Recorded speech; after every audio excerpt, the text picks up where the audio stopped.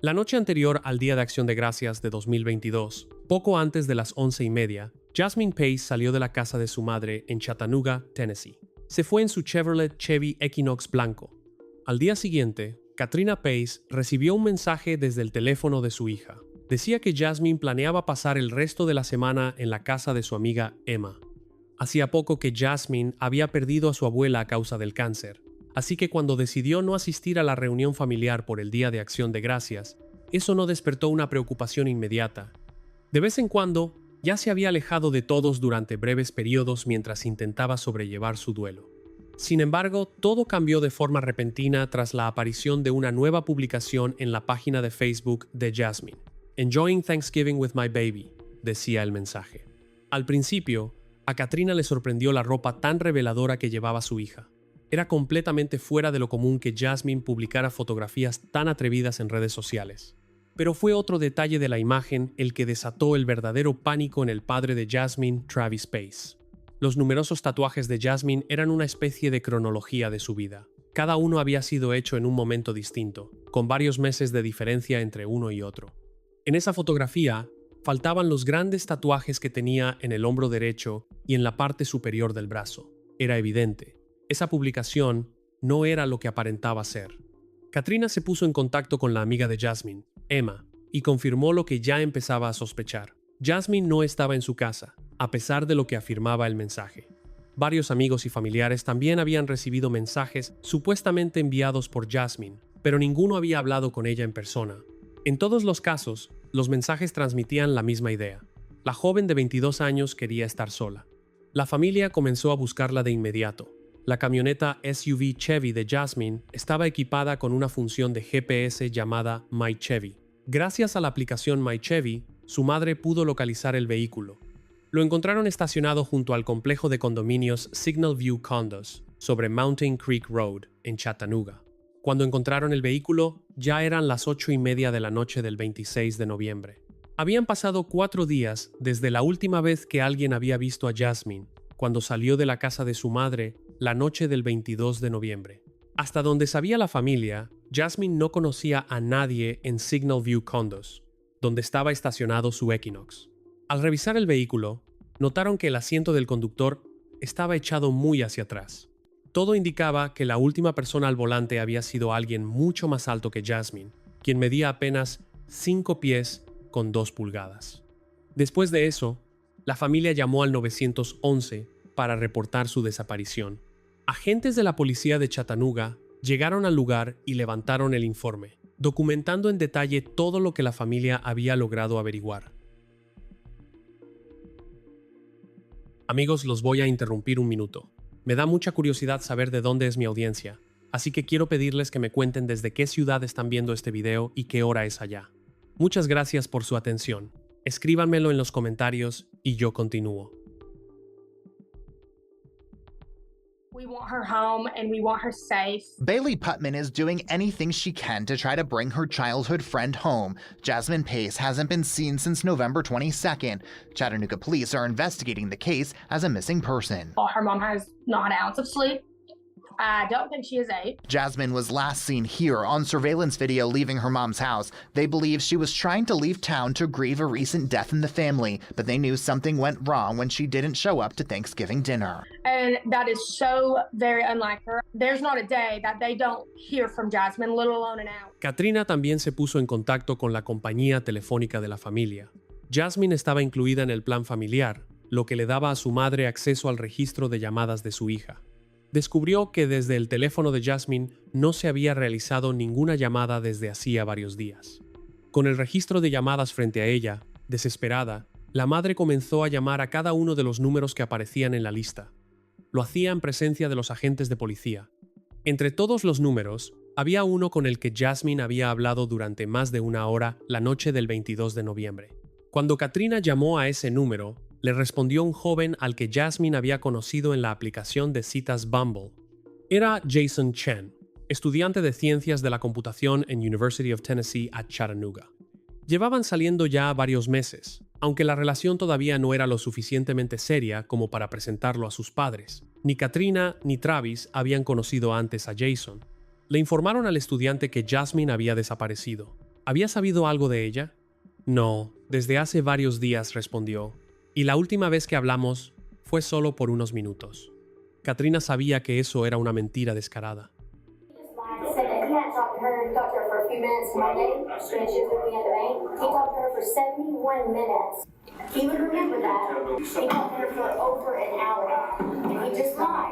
La indiferencia de Jason fue otra señal de alarma.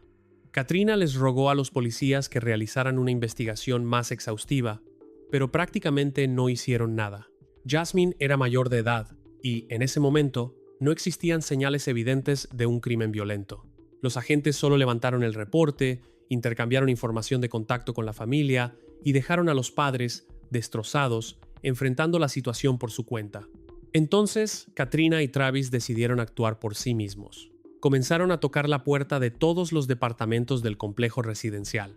Nadie había visto a Jasmine. Uno de los guardias de seguridad aceptó mostrarles las grabaciones de las cámaras de vigilancia, donde se veía el Chevy blanco entrando al complejo. Utilizando las marcas de tiempo de la aplicación MyChevy, encontraron la grabación correcta. El 23 de noviembre, poco después de las 8:30 de la noche, la camioneta SUV entró al estacionamiento y se dirigió hacia el lugar donde más tarde sería encontrada. Era imposible distinguir quién iba conduciendo. Hasta ese momento, Katrina no había notado otro mensaje que había sido enviado desde el teléfono de Jasmine durante la madrugada del 23 de noviembre. No contenía ningún texto, solo una ubicación con las coordenadas del lugar donde se encontraba su teléfono en ese momento. El mensaje había llegado a las 2:18 de la madrugada. Su hija jamás le había enviado algo parecido, y mucho menos a esa hora de la noche. Al día siguiente, después de que la policía desestimara sus preocupaciones en el complejo de condominios, la familia fue de inmediato a la ubicación indicada por esas coordenadas. Era un complejo de departamentos ubicado en el 110 de Tremont Street. Una vez más, desesperados, los padres comenzaron a tocar todas las puertas. Todos los departamentos, excepto el número 210, fueron abiertos o revisados de alguna otra forma. Los vecinos contaron que la madrugada del 23 de noviembre, alrededor de las 2:15, habían escuchado un fuerte ruido proveniente precisamente del departamento número 210. Los recuerdos sobre lo que ocurrió después difieren, pero de una u otra manera, Katrina y Travis terminaron dentro del departamento número 210. Cerca de la entrada había un cuaderno donde estaba escrito el nombre del residente, Jason Chen. Era un departamento pequeño de concepto abierto. La cocina estaba a solo unos pasos del sofá, un pasillo estrecho conducía al único dormitorio y también había un baño y una lavadora con secadora ocultas dentro de un closet. Casi todo el espacio podía verse apenas se cruzaba la puerta. Sobre la barra de la cocina había una pequeña bolsa de viaje. Le pertenecía a Jasmine. Junto a ella había distintos productos de limpieza. En un cajón del escritorio, Travis encontró la licencia de conducir de su hija y sus tarjetas bancarias. Las sacó y las dejó a la vista. La policía de Chattanooga fue llamada una vez más. Los agentes volvieron a hablar con Katrina, entrevistaron a los vecinos y, otra vez, se marcharon. Convencida de que no podía esperar ayuda de la policía, Katrina regresó varias veces al departamento durante las horas siguientes. Se llevó cuadernos, dispositivos electrónicos, varios teléfonos celulares, una cámara fotográfica y un iPad. Todo lo que pudiera ayudar a descubrir el paradero de su hija. Los padres también revisaron los contenedores de basura junto al edificio. Solo cerca de la medianoche, los policías de Chattanooga regresaron al 110 de Tremont Street con una orden de cateo y finalmente comenzaron de manera oficial las diligencias de investigación. Durante la primera inspección, los investigadores detectaron manchas que parecían sangre sobre el piso de madera de la sala. También había sangre que, al parecer, se había filtrado entre las uniones del piso del baño. En el dormitorio, encontraron manchas sobre la alfombra y, en la puerta y la pared del baño, salpicaduras compatibles con un patrón de sangre proyectada. La gran cantidad de productos de limpieza despertó serias sospechas. Las bolsas de basura habían sido vaciadas. Al revisar los contenedores, los policías encontraron un par de tenis blancos y un pantalón azul. Todos esos objetos fueron asegurados como evidencia. Dentro del departamento, los investigadores también encontraron fragmentos de vidrio roto en la sala. Cada vez aparecían más indicios de una violencia extrema. En el dormitorio era evidente que los muebles habían sido movidos. Sobre la alfombra quedaron marcas que indicaban que ciertos muebles habían permanecido mucho tiempo en un mismo lugar antes de ser desplazados hacia otra parte de la habitación. Los investigadores creían que lo habían hecho para ocultar una gran mancha descubierta debajo de la cama. Encima de la cama había un cuchillo de cocina. Prácticamente en todas las habitaciones, los peritos encontraron manchas que podían ser sangre. Se solicitó la intervención del laboratorio de criminalística. Los especialistas procesaron el departamento con el reactivo Blue Star, una sustancia capaz de revelar rastros de sangre incluso cuando han sido limpiados cuidadosamente o resultan invisibles a simple vista. El pasillo literalmente brilló. Después de eso, el caso por la desaparición de Jasmine Pace fue reclasificado oficialmente como una investigación por homicidio. Los detectives aseguraron las grabaciones de las cámaras de vigilancia del edificio y de las zonas cercanas. Paso a paso, reconstruyeron los movimientos de Jason Chen, con la esperanza de descubrir qué había sucedido con Jasmine Pace y dónde podían encontrarla. Los investigadores estaban convencidos de que Jasmine había llegado al edificio ubicado en el 110 de Tremont Street antes de la medianoche del 22 de noviembre. Las cámaras captaron su Chevy Equinox entrando al estacionamiento del edificio. El vehículo también apareció en las cámaras cuando abandonó el lugar. Lograron establecer que aproximadamente a las 8:30 de la noche del día siguiente a la llegada de Jasmine, una persona con una sudadera clara condujo su Chevy hasta Signal View Condos.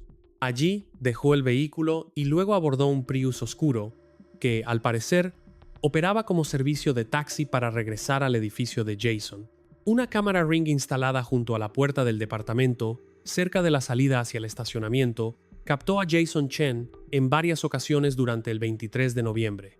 En particular fue visto a las 8:27 de la noche, apenas 3 minutos antes de que la persona con la sudadera clara llevara la camioneta SUV de Jasmine hasta Signal View Condos y la abandonara allí.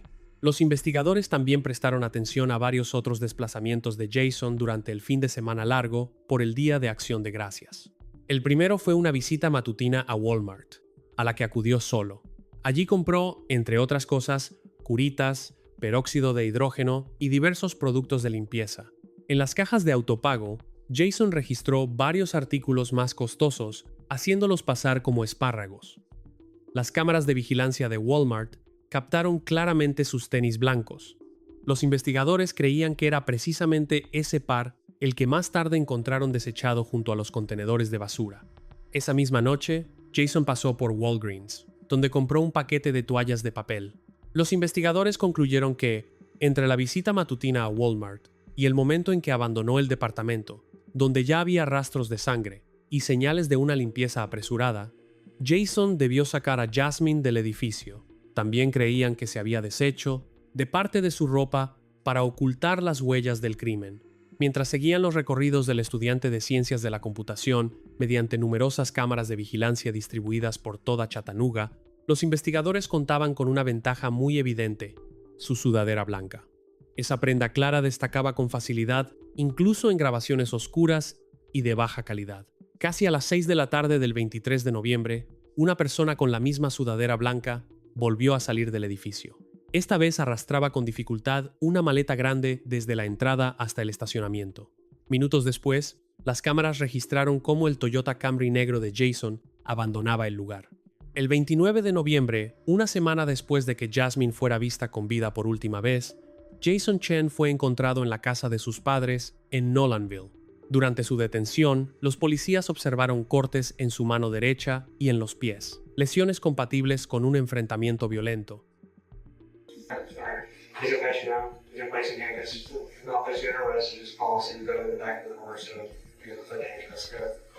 So you said there was a search warrant. Correct. Yeah, there's a search warrant for your person, so we're Knoxville Police Department. We're going to be detaining you in compliance with the search warrant. We're assisting gentlemen. Okay.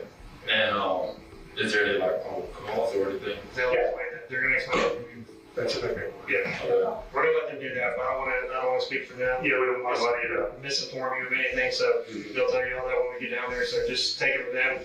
They're the lead on this. We'll let them explain it because we don't want to pile on information. We'll let them one time it all down. Okay. All right, so if you will, just face away from me. Se obtuvo una orden judicial para registrar la casa de los padres de Jason. En la habitación que él utilizaba, los investigadores incautaron una mochila negra y varias notas escritas a mano. Algunas parecían ser un intento de Jason por preparar con anticipación la versión de los hechos que pensaba contar. En una de ellas, afirmaba que la última vez que había visto a Jasmine fue el 19 de noviembre, cuando en realidad habían estado juntos el 22. También escribió que Jasmine supuestamente tenía la costumbre de escapar de su casa y que existía una orden de restricción contra un exnovio suyo. Todo indicaba que Jason se estaba preparando para el inevitable interrogatorio policial. En sus notas también aseguraba que Jasmine supuestamente no tenía hogar y que, según él, su madre sufría de alcoholismo. Todo eso construía la imagen de una joven impredecible que podía haber desaparecido por voluntad propia. Dentro de la mochila, en un estuche para lentes, los detectives encontraron una tarjeta SIM. Pertenecía al teléfono de Jasmine. Los investigadores también incautaron el teléfono celular de Jason y extrajeron toda la información almacenada en él. En el teléfono de Jason encontraron una fotografía de Jasmine tomada en el baño de su departamento la noche de su desaparición. Además, había varias capturas de pantalla de mensajes de texto que él había recibido de Jasmine. Sin embargo, los mensajes originales ya no estaban en la conversación. La mañana siguiente al que presuntamente fue el asesinato, Jason le envió a Jasmine una fotografía acompañada del mensaje: "Slept like a baby". Más tarde, ese mismo día, le escribió otro mensaje: "Hey, are we still good for dinner tonight?".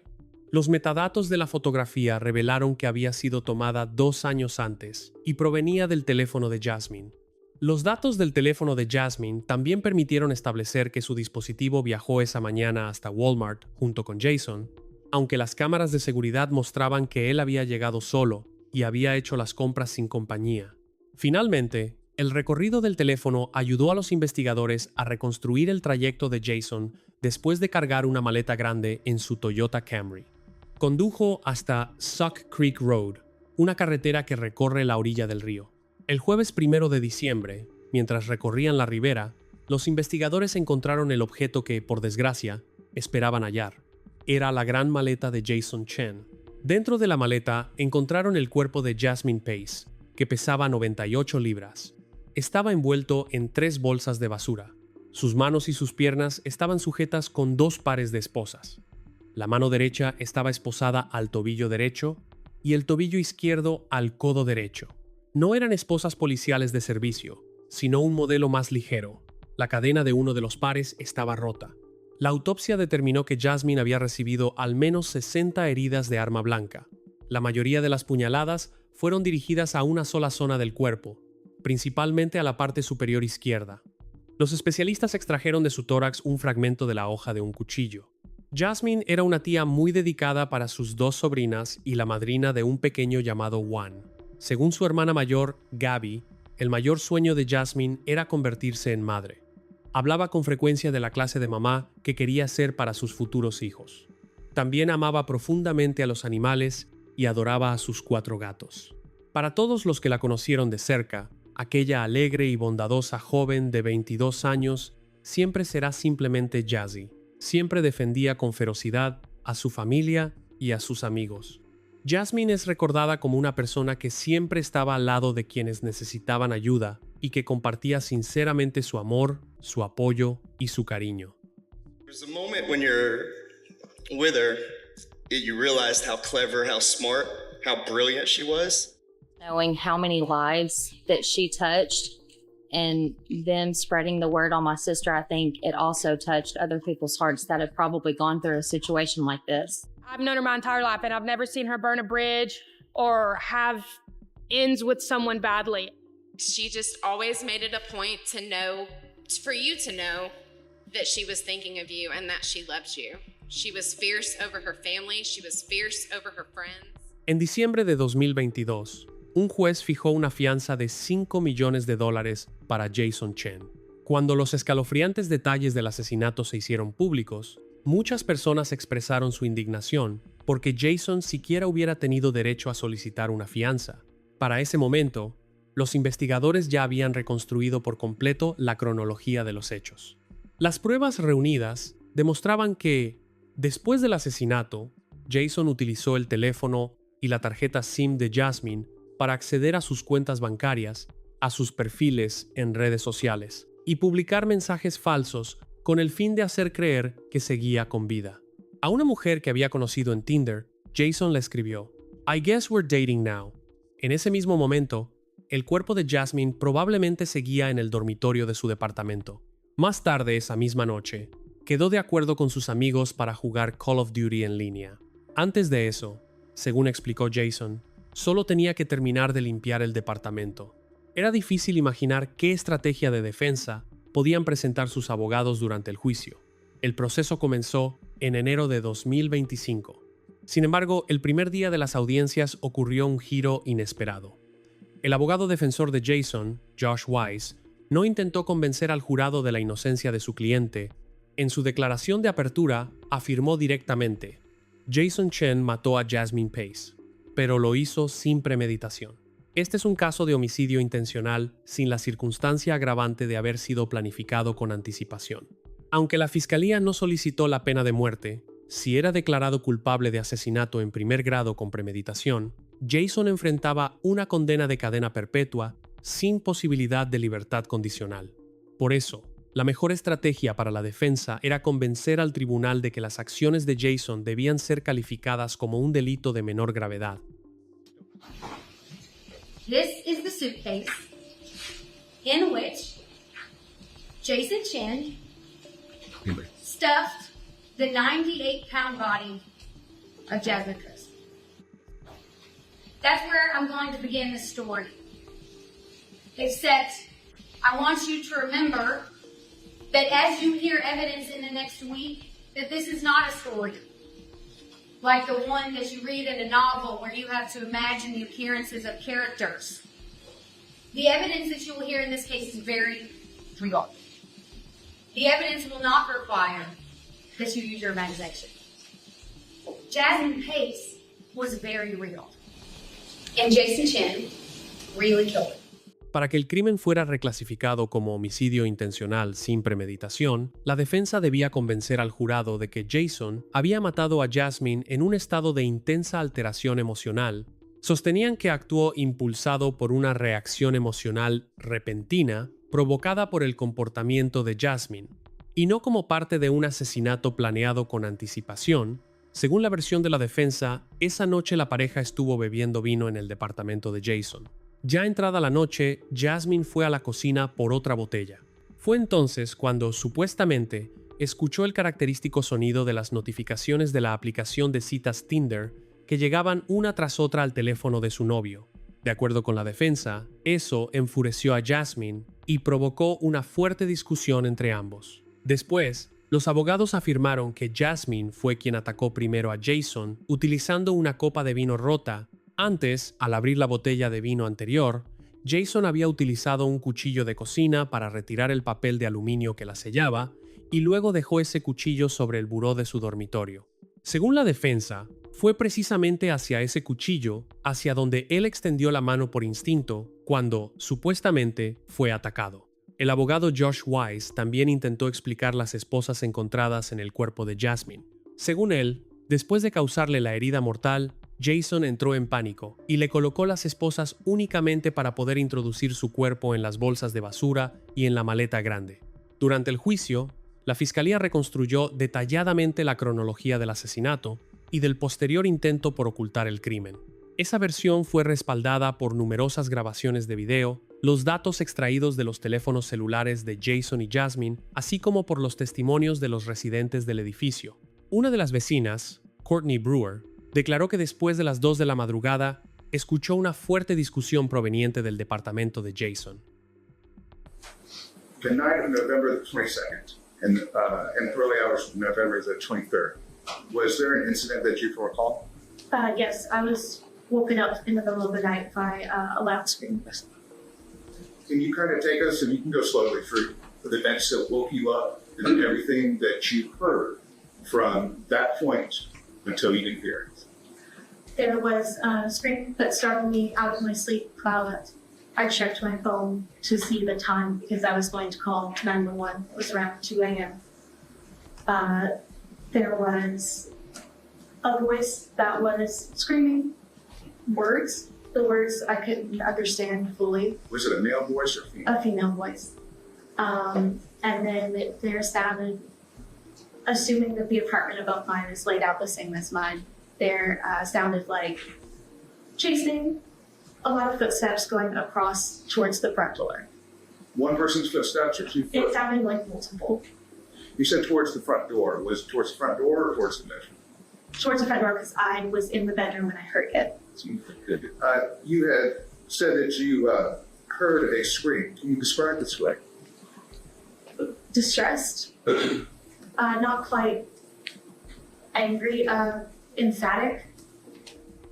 La reconstrucción de cómo probablemente ocurrió el asesinato dependía en gran medida de las pruebas físicas que quedaron en la escena del crimen, y fue precisamente en ese punto donde el caso se volvió mucho más complejo.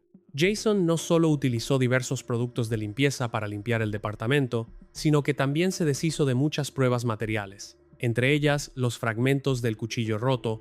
Además, antes de que se realizara la inspección forense oficial, Katrina Pace, quien actualmente lleva el apellido Bean, había entrado varias veces al departamento y lo había registrado por su cuenta. Como consecuencia, durante el juicio, surgieron dudas sobre una posible contaminación de la escena del crimen y sobre si algunas pruebas pudieron haber sido alteradas o movidas accidentalmente antes de que los peritos comenzaran su trabajo. Why would the apartments look different after the police went in there than when they were in there? Who changed it? La defensa presentó a su propio perito en procesamiento de escenas del crimen para analizar los numerosos cambios que había sufrido el departamento. El experto señaló que, entre la primera llegada de los policías y el momento en que la escena fue fotografiada oficialmente y examinada minuciosamente por los peritos, el estado del departamento había cambiado de manera considerable. Los muebles habían sido movidos y algunos objetos habían desaparecido. La defensa puso en duda la integridad de las pruebas materiales e incluso sugirió que algunas de ellas podrían haber sido colocadas después de la inspección inicial. Durante su testimonio, Travis Pace declaró que no recordaba haber visto el cuchillo sobre la cama cuando entró por primera vez al departamento junto con su exesposa mientras buscaban a su hija. And then this past Monday, you were in this room when you saw Katrina Pace testify on that stand, right? Were any of those statements true? Do we remember it differently? You heard Katrina testify that she went back into the apartment multiple times after that night or after that morning? I heard that. Were you with her those times? I was there. Do you know what she did in the apartment during those times? I don't know. Your ex-wife, Katrina Pace, does she have a reputation for being honest? Mr. Pace, in your opinion, does Katrina Pace, she a honest person? I don't have an opinion. Yeah. Aunque la defensa intentó sembrar dudas sobre la escena del crimen, las conclusiones del médico forense eran contundentes. Todo apuntaba a que el ataque había sido intencional y premeditado. El doctor Stephen Cogwell, médico forense del condado de Hamilton, concluyó que, por la ubicación de las heridas de arma blanca, Jasmine se encontraba en posición fetal durante el ataque, intentando protegerse. A partir de esa observación, el especialista llegó a otra conclusión importante. Lo más probable era que las esposas encontradas en Jasmine le hubieran sido colocadas cuando aún estaba con vida. If someone were stabbing a person 60 times, we would expect them to try to get away. But what if they can't? What if they can't because their right hand is chained to their right leg, their left leg chained to their right elbow? Makes it difficult to run. Makes it difficult to do anything. Dr. Cogswell told you that she was stabbed in the fetal position 60 times. We'd also expect that if she's being attacked on the right side of her body, that she might try to defend herself with both hands. There should be injuries on both hands. Instead, what we have are injuries to the left hand, no significant injuries to the right hand. That's consistent with her being in the fetal position with a hand unable to move. on the ground.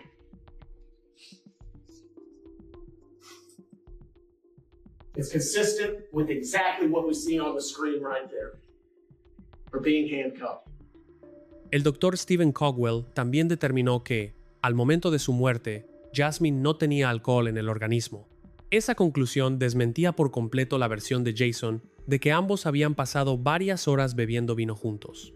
Por lo tanto, la supuesta provocación a la que Jason apelaba para intentar que el crimen fuera reclasificado como homicidio intencional sin premeditación también resultó ser falsa. Tampoco era cierta su historia sobre las notificaciones de Tinder que, supuestamente, habían enfurecido a Jasmine.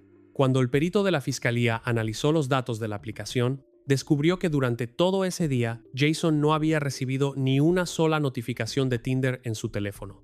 Jason Chen decidió no testificar en su propia defensa. La presentación de pruebas se prolongó durante 6 días. Durante los alegatos finales, sus abogados prácticamente abandonaron la versión inicial de los hechos.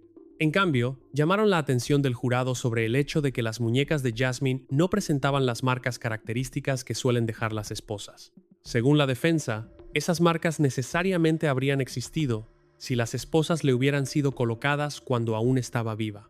El perito en procesamiento de escenas del crimen presentado por la defensa también intentó cuestionar la afirmación de que Jasmine había sido esposada con vida. Señaló una posible huella ensangrentada de una mano sobre la sábana debajo del cuerpo. Sin embargo, durante el contrainterrogatorio, admitió que no podía afirmar con certeza qué era realmente esa mancha. Nunca fue analizada en el laboratorio. La defensa no presentó ninguna otra explicación convincente para las pruebas expuestas por la fiscalía. Además, las esposas estaban lejos de ser la única evidencia de que el asesinato había sido premeditado. La cantidad de heridas de arma blanca demostraba que, durante el ataque, Jason tuvo tiempo suficiente para comprender lo que estaba haciendo y detenerse, pero decidió no hacerlo. En su alegato final, el fiscal Cody Wamp reconstruyó una vez más la secuencia de los hechos, poniendo especial énfasis en el testimonio de Courtney Brewer. Ella recordó que, exactamente a las 2:11 de la madrugada, escuchó a alguien correr apresuradamente hacia la puerta del departamento. Courtney was 2:11 a.m. The phone location to her mom was 2:18, 7 minutes. She screamed. Things happened. She was able to know she was in enough danger that she needed to send her mother her location. It wasn't fast. It wasn't fast at all, and we know that. 2:11 is 7 minutes from 2:18. It wasn't fast. She knew she was in danger. She tried to get out of the door, and Courtney told you that she heard a door slam.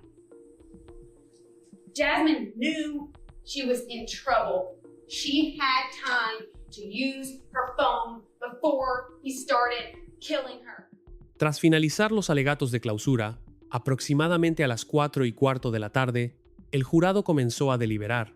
Poco después de las 5 de la tarde, regresó a la sala del tribunal con su veredicto. Con respecto al primer cargo de la acusación número 315.228, nosotros, el jurado, declaramos al acusado Jason Chen culpable de asesinato en primer grado con premeditación. Después de que se leyó el veredicto, la sala del tribunal se llenó de emociones intensas. Para la familia de Jasmine, era el momento que había esperado durante tanto tiempo. Más tarde, uno de los integrantes del jurado contó que las repetidas entradas de los familiares de Jasmine a la escena del crimen prácticamente no influyeron en la decisión del jurado. Sí, toda persona que entró a ese departamento afectó en cierta medida la preservación de la escena del crimen.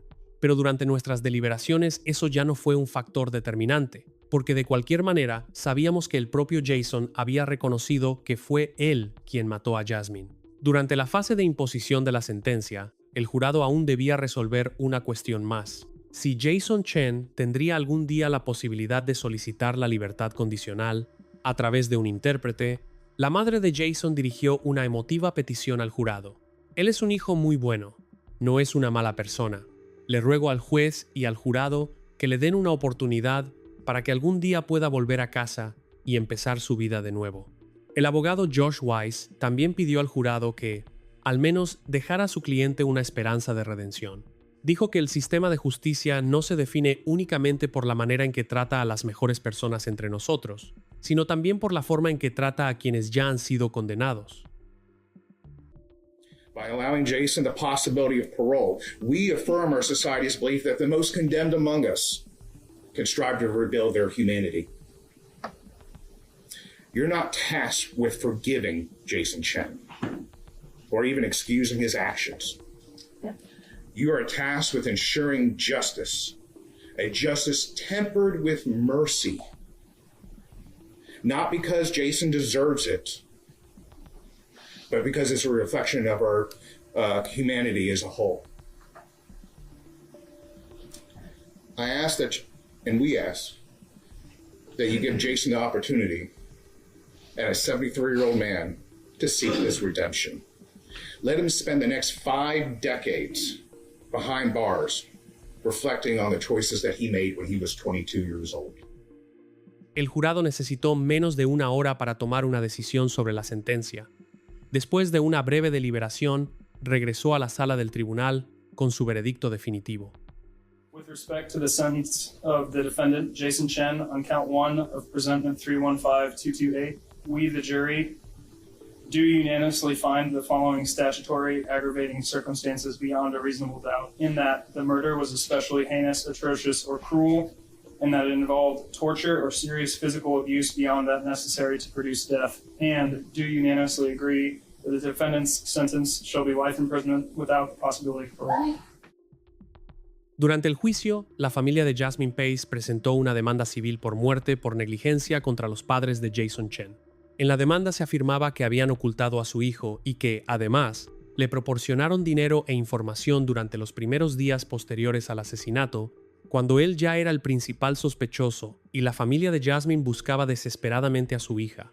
La pérdida de Jasmine y los prolongados procesos judiciales dejaron una profunda huella en la vida de la familia Pace. Durante su testimonio, Travis Pace contó que, después de la tragedia, su relación con Katrina se volvió muy difícil. Cuando Travis subió al estrado para declarar como testigo de la defensa, muchos miembros de la familia abandonaron la sala del tribunal de manera evidente.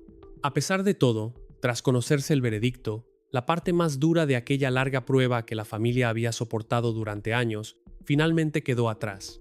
Obtuvieron la justicia que durante tanto tiempo habían buscado contra el hombre al que describían como un monstruo, mientras que los fiscales calificaron el crimen como especialmente brutal, repugnante e implacable.